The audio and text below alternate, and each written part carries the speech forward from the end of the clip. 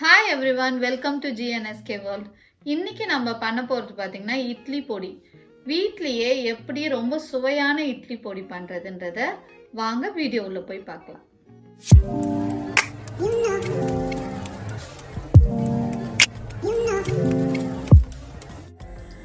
இங்கே பாருங்கள், நான் இப்போ வந்து இட்லி மிளகா அப்படி பண்ண போகிறேன். அதுக்கு தேவையான பொருட்கள் பாருங்கள். இங்கே பாருங்கள், இது வந்து ஒரு 100 கிராம் காஞ்ச மிளகா. இந்த காஞ்ச மிளகாவில் நான் வந்து நீட்டு மிளகாவும் எடுத்துருக்கேன். இது வந்து காரம் கொஞ்சம் கம்மியாக இருக்கும். காரம் கொஞ்சம் தேவைன்றதுக்காக வேண்டி ஒரு 50 கிராம் வந்து நம்ம குண்டு மிளகா எடுத்துருக்கேன். இங்கே பாருங்கள், 200 கிராம் உளுந்து, 200 கிராம் கடலைப்பருப்பு. இங்கே பாருங்கள், நான் எப்பவுமே கட்டி பெருங்காயம் தான் யூஸ் பண்ணுவேன். இந்த மாதிரி இதுக்கெல்லாம் கட்டி பெருங்காயம். இங்கே பாருங்கள், இந்த அளவுக்கு பூண்டு, தோல் உரிக்காத பூண்டு வந்து அப்படியே எடுத்து வச்சுக்கோங்க. நல்லா ஒரு முழு பூண்டு, பெரிய பூண்டாக இருக்கணும். 1-1.5 கூட போடலாம், ஒன்றும் பிரச்சனை இல்லை. இங்கே பாருங்கள், அதுக்கு தேவையான உப்பு நம்ம வாயில் போட்டு பார்த்து அதுக்கேற்ற மாதிரி கூடவோ குறைச்சலோ பண்ணிக்கலாம். இப்போ வாங்க, நான் இட்லி மிளகா அப்படி எப்படி பண்ணுறதுன்னு உங்களுக்கு காமிக்கிறேன். நம்ம கடையில் வாங்கி இட்லி பொடியை பசங்களுக்கு கொடுக்கறத விட வீட்லேயே ப்ரிப்பேர் பண்ணி கொடுத்தோன்னா அது ரொம்ப ஃப்ரெஷ்ஷாக இருக்கும். ப்ளஸ் வந்து இதில் சேர்க்குற பொருட்களை பார்த்தீங்கன்னா உளுத்தம்பருப்பு, கடலைப்பருப்பு, அதுக்கப்புறம் பெருங்காயம், பூண்டு, இது எல்லாமே உடம்புக்கு ரொம்ப நல்லது. ஸோ நீங்கள் இது கூட நல்லெண்ணெயோ நெய்யோ மிக்ஸ் பண்ணி குழந்தைங்களுக்கு கொடுங்க. இப்போ பாருங்கள், நம்ம வந்து கேஸ் ஆன் பண்ணிக்கலாம். கேஸ் ஆன் பண்ணி நம்ம ஸ்லோவில் வச்சுக்கணும். ஸ்லோவாக தீ வச்சா தான் நம்ம வந்து திட்டமாக வறுக்க முடியும். இல்லை நம்ம மேலே வரைக்கும் செவந்து போயிடும். நம்ம வறுக்கும்போது உள்ளே வந்து அப்படியே இருக்கும். அதனால் நம்ம வந்து ஸ்லோவாக வச்சுட்டு நம்ம ஒரு 10 நிமிஷம் இதை வந்து சூடு வர வரைக்கும் இதை வந்து நல்லா வறுக்கணும். இப்போ பாருங்கள், கலர் மாற ஆரம்பிக்குது. நம்மளுக்கு அந்த வாசமும் வருது பாருங்கள். அந்த மிளகாய் வந்து அந்த சூடு ஏறின வாசனை நம்மளுக்கு வருது. அப்போது இந்த ஸ்டேஜில் வந்து நம்ம வந்து இந்த மிளகாவை எடுத்து ஒரு பிளேட்டில் மாற்றலாம். பாருங்கள், இந்த அளவுக்கு நம்ம வந்து இப்படி கை தொட்டு பார்க்கும்போது இங்கே பாருங்கள், நம்மளுக்கு அந்த சூடு வந்து நம்ம நல்லா தெரியும். இந்த மாதிரி சூடு நல்ல சூடு வந்துருச்சு அதில். அதனால் அந்த அளவுக்கு வந்தவுடனே நம்ம என்ன பண்ணணும், நம்ம வந்து இப்போ ஒரு பிளேட்டில் எடுத்து அடுத்து பாருங்கள், இப்போ அந்த 200 உளுந்து எடுத்து போட்டாங்க இல்லைங்களா. இப்போ அந்த 200 உளுந்தையும் நம்ம நல்லா பொன்னிறமாக, எண்ணெயே விடக்கூடாது, எண்ணெய் விடாமல் நல்லா பொன்னிறமாக நல்லா வறுத்து எடுத்துக்கணும். நல்லா வறுத்து எடுத்துக்கணும். இதையும் நான் எல்லா பொருளுங்களையுமே நம்ம வந்து ஸ்லோவில் வச்சு தான் வறுக்கணும். ஏன்னா சிறுந்தீயாக இருந்ததுனா தான் அது உள்ளே நல்லா நம்ம பண்ணுறது உள்ளே செவந்து மேலே வந்து நமக்கு செவக்கிறத காட்டும். உள்ளே வெந்து அப்புறமா தான் நமக்கு மேலே செவக்கிறத காட்டும். அதனால் எப்போவுமே எந்த பொருள் பண்ணாலும் வேகவே வைக்கவே கூடாது. பாருங்கள், ஃபாஸ்ட்டாக வச்சிங்கன்னா நமக்கு வந்து பொருள் வந்து மேலே மட்டும்தான் செவந்து வைக்கும். உள்ளே வந்து நமக்கு எதுவுமே இது இருக்காது. அதனால் இந்த மாதிரி பொறுமையாக நல்லா வறுக்கணும். இங்கே பாருங்கள், இந்த அளவுக்கு நம்ம நல்லா உளுந்து வந்து இந்த அளவுக்கு நம்ம செவக்க வைக்கணும். இந்த மாதிரி செவந்தால் தான் நம்ம மிளகா பொடி வந்து ரொம்ப டேஸ்ட்டாக இருக்கும். நம்ம அப்படியே வெள்ளையாக கொஞ்சம் லேசாக இருந்தால் பரவாயில்லன்னு எடுத்து போட்டோம்னா நம்மளுக்கு வந்து இந்த மிளகா பொடி நல்லா வாசனை எதுவுமே நம்மளுக்கு தெரியாதுங்க. இந்த மாதிரி இந்த அளவுக்கு நம்ம வந்து நல்லா செவக்க வறுக்கணும். எண்ணெய் விடாமல் இந்த மாதிரி நல்லா செவக்க வறுக்கணும்.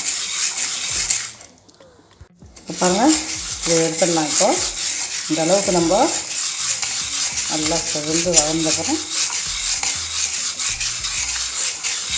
இதை வந்து இப்போ எடுத்துடலாங்க. இப்போ பாருங்கள், அடுத்தது இப்போ நம்ம கடலைப்பருப்பு போட்டிருக்கோம் இல்லைங்களா. நம்ம உளுந்து எப்படி வறுத்து எடுத்தோமோ அதே மாதிரியே இந்த கடலைப்பருப்பையும் கைவிடாமல் நல்லா அப்படியே நம்ம வந்து வறுத்துனே இருக்கணும். நம்ம கொஞ்சம் கை விட்டுட்டு நம்ம வெளியே போனோம்னு வைங்களேன், அப்போ வந்து அது வந்து கலர் மாறிடும். இப்போ இது வறுத்துனே இருக்கணும்.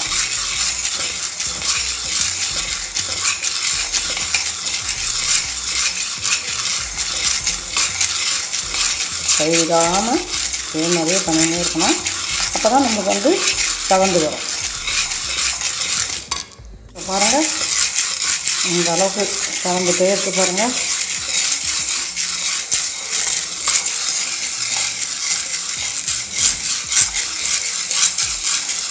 நம்மளுக்கு இந்த நல்லா செவந்துருச்சுன்னும் போது நம்மளுக்கு ஒரு வாசனை வரும்.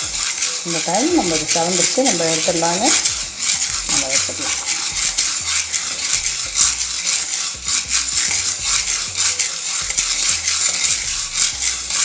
இங்கே பாருங்கள் இந்த அளவுக்கு இது வந்து செவந்துருச்சு. இந்த அளவுக்கு செவந்தது போதும். பாருங்கள் லாஸ்ட்டாக இந்த கட்டி பெருங்காயம் எடுத்து வச்சுருந்தீங்களா, இந்த கட்டி பெருங்காயத்தை இந்த மாதிரி நம்ம வந்து நல்லா பொரிஞ்சு வர அளவுக்கு நம்ம வந்து அதை வந்து சூடு பண்ணிக்கணும். பாருங்கள் இந்த பெருங்காயம் இந்த மாதிரி நல்லா பொரிஞ்சு வரணும். பாருங்கள் எப்படி பொரிஞ்சு வருது பாருங்கள். இந்த மாதிரி கலர் சேஞ்ச் ஆகும். கலர் சேஞ்ச் ஆகும்போது நம்ம அதை வந்து எடுத்து அந்த வறுத்து வச்சுருந்தீங்களா காஞ்ச மிளகா, கடலைப்பருப்பு, உளுத்தம்பருப்பு எல்லாம் போட்டோம் இல்லைங்களா, அதோட கூட சேர்ந்து இதே வந்து இப்போ நம்ம எடுத்து போட்டுடலாங்க. இப்போ நம்ம எல்லாம் இதை வறுத்து எடுத்தோம் இல்லைங்களா, இதை வந்து எல்லாம் ஒன்றா கலந்துட்டு நம்ம வந்து மிக்சியில் போட்டு உங்களுக்கு நான் பவுட்ரு பண்ணி காட்டுறேன் இருங்க. இப்போ இது வந்து ஒவ்வொருத்தரும் ஒவ்வொரு மெத்தடில் பண்ணுவாங்க. அந்த மிளகா பொடி வந்து ஒவ்வொருத்தரும் ஒவ்வொரு மெத்தடில் பண்ணுவாங்க. ஒருத்தர் வந்து 200 உளுந்து போடுவாங்க, 3/4 வந்து கடலைப்பருப்பு போடுவாங்க. ஆனால் இது வந்து எங்கள் மாமியாருடைய இதுங்க. 200 கடலைப்பருப்பு எடுத்தோம்னா 200 உளுந்து அந்த மாதிரி எடுத்தால் தான் கரெக்டாக வரும். அது இல்லாமல் ஒவ்வொருத்தவங்க வந்து இதில் எள்ளு சேர்ப்பாங்க, அப்புறமா வந்து கருவேப்பிலெல்லாம் பண்ணுவாங்க. அதெல்லாம் நாங்கள் போடுறதே இல்லை. இந்த மாதிரி போட்டுட்டு உங்களுக்கு நீங்கள் செஞ்சு பாருங்கள். அப்புறம் நீங்களே வந்து அடுத்தடுத்து செய்கிற மாதிரியே உங்களுக்கு தோணும் பாருங்கள். அவ்வளோ டேஸ்ட்டாக இருக்கும். இது எங்கள் மாமியாருடைய பக்குவங்க. நான் வந்து மிக்சியில் வந்து இந்த கடலைப்பருப்பையும் உளுந்தையும் 2 பங்காக பிரிச்சுட்டேங்க. ஒரு பங்கு எடுத்து இப்போ இதில் போட்டிருக்கேன். இன்னொன்று வந்து இங்கே இருக்குது. நான் இன்னும் பூண்டு யூஸ் பண்ணலை. இங்கே பாருங்கள் உப்பும் அப்படியே தான் இருக்குது. நான் வந்து ஃபஸ்ட்டு டைம் போட்டுட்டு நான் உங்களுக்கு காமிக்கிறேன். அப்போ பாருங்கள் அதில். இப்போ பாருங்கள் ஃபஸ்ட்டு டைம் மிக்சியில் போட்டு எடுத்துகிட்டு வந்தானுங்களா, அந்த பவுடர் இப்போ கையில் வச்சு பார்க்கும்போது தெரியும் பாருங்கள். இந்த மாதிரி நம்மளுக்கு வந்து ரொம்ப நைஸாக அரைக்கக்கூடாதுங்க. இந்த மாதிரி பருப்புலாம் உதிரியாக இருக்கணும். இப்போ இது ஃபஸ்ட் டைம் அரைச்சிட்டேன். அடுத்தது இது பாருங்கள். இப்போது செகண்ட் டைம் வச்சுருக்கேன். ஆனால் நான் இந்த பூண்டையும் சால்ட்டையும் நான் வந்து மிக்ஸ் பண்ணல. அதை நான் கடைசியாக காட்டுறேன் பாருங்கள். இப்போ பாருங்கள் இந்த அளவுக்கு நான் இதையும் வந்து இந்த மாதிரி கொரகொரப்பாக அரைச்சி எடுத்துகிட்டு வந்திருக்கேன். இந்த டைமில் நம்ம வெறும் அந்த பூண்டை வந்து அப்படியே தோல் உரிக்காமல் வறுக்காமல் எதுவும் பண்ணாமல் அப்படியே பச்சை பூண்டாக வந்து அப்படியே போடணும். நீங்கள் நினைக்கலாம் என்னடா இது பச்சை பூண்டு போட்டால் நல்லா இருக்குமான்னு. நீங்கள் போட்டுட்டு அப்புறமா நீங்கள் பாருங்கள் எப்படி இருக்குன்னு பாருங்கள். இது 1 மாதம்னா கூட அப்படியே இருக்கும். இருங்க நான் இதை போட்டுட்டேங்களா, பூண்டு போட்டு முடிச்சுட்டு வேணுன்ற அளவுக்கு சால்ட்டு போட்டேன். இப்போ பாருங்கள். இப்போ பார்த்தீங்களா, இதுதான் வந்து ஃபைனல் ஸ்டேஜு. இதை எடுத்து பாருங்கள். பூண்டு ஒன்று கூட வந்து முழுசாகவே இருக்காது. இப்போ இதோடு சேர்ந்து கலந்து நம்ம அதை ஒன்றா கலந்து போட்டுட்டு நான் உங்களுக்கு காமிக்கிறேன் பாருங்கள். இதில் இப்போ வந்து கலர் வித்தியாசமாக தெரியுது பாருங்கள். இது வந்து நம்ம வந்து பூண்டு உப்பு கலந்தது. இது வந்து எதுவுமே கலக்காமல் அப்படியே பொடியாக இருக்கிறது. இப்போ நீங்கள் இது ரெண்டையும் மிக்ஸ் பண்ணிவிடுங்க. மிக்ஸ் பண்ணிவிட்டு நீங்கள் அப்படியே கொஞ்சமாக காத்தார போட்டுட்டு காத்தாரினோடனே நீங்கள் வந்து எடுத்து பாட்டிலில் போட்டு வச்சுக்கோங்க. மாதக்கணக்கில் இந்த இது வந்து கெடாதுங்க. கண்டிப்பாக இந்த பச்சை பூண்டு போடுறதால பொருள் வந்து கெடாது. மிளகா அப்படியே மாதக்கணக்கில் நல்லா இருப்பாங்க. இதுக்கு வந்து செக்கெண்ணெய் விட்டு மிளகா பொடிக்கு எண்ணெய் விட்டு நம்ம இட்லி சாப்பிடும்போது தோசைக்கோ இட்லிக்கோ அவ்வளோ ருசியாக இருக்குங்க. இதில் பெருங்காயம் பூண்டு இதெல்லாம் நம்ம அதில் சேர்த்துக்கிறதால குழந்தைங்களுக்கு இதை நீங்கள் வந்து தாராளமாக கொடுக்கலாம். நம்ம அந்த வாயு தொல்லை இருக்கோம் இல்லைங்களா, அதெல்லாம் பெரியவங்களும் நல்லா சாப்பிட்லாங்க.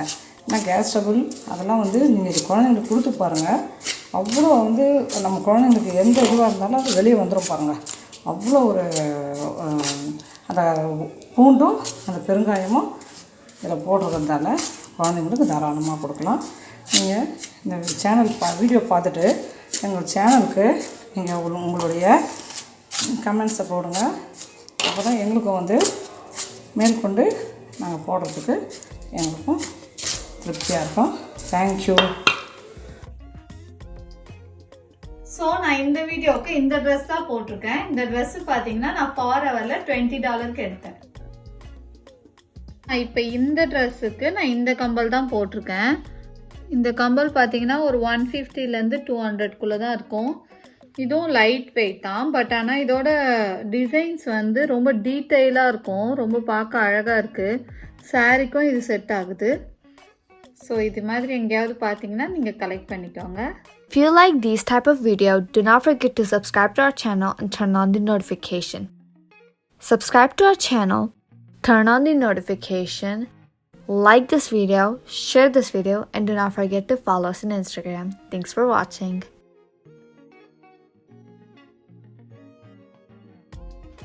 உங்களுக்கு என்னோட வீடியோ பிடிச்சிருந்ததுன்னா லைக் பண்ணுங்க, ஷேர் பண்ணுங்க, சப்ஸ்கிரைப் பண்ணுங்க. Thank you for watching.